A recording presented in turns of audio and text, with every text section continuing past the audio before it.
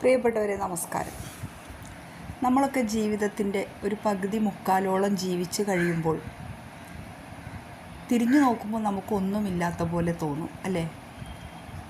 സ്വയം നമ്മൾ ആലോചിക്കും, നമ്മൾ ഇത്രയും കാലം ആർക്ക് വേണ്ടിയാണ് ജീവിച്ചത്?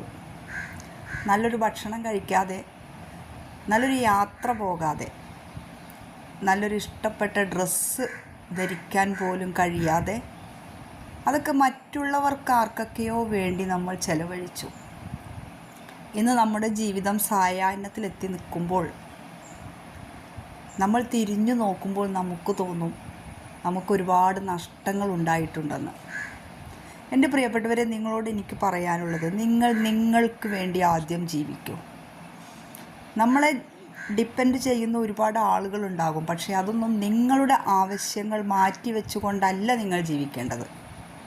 നിങ്ങൾക്ക് വേണ്ടി നിങ്ങൾ ജീവിക്കണം. നിങ്ങൾക്ക് വേണ്ടി ജീവിക്കാൻ വേറൊരാളും ഉണ്ടാവില്ല. നിങ്ങൾ പടുത്തുയർത്തിയ സ്വപ്നങ്ങളും നിങ്ങൾ നേടിയെടുത്ത സങ്കല്പങ്ങളെല്ലാം അത് നിങ്ങൾക്ക് അനുഭവിക്കാൻ കഴിയാത്ത രീതിയിലായിത്തീരും. അതുകൊണ്ട് ആരോഗ്യമുള്ള കാലത്ത്, അധ്വാനിക്കാൻ കഴിയുന്ന കാലത്ത് നിങ്ങൾക്ക് വേണ്ടി ജീവിക്കണം. എല്ലാവർക്കും നല്ലത് വരട്ടെ. നന്ദി.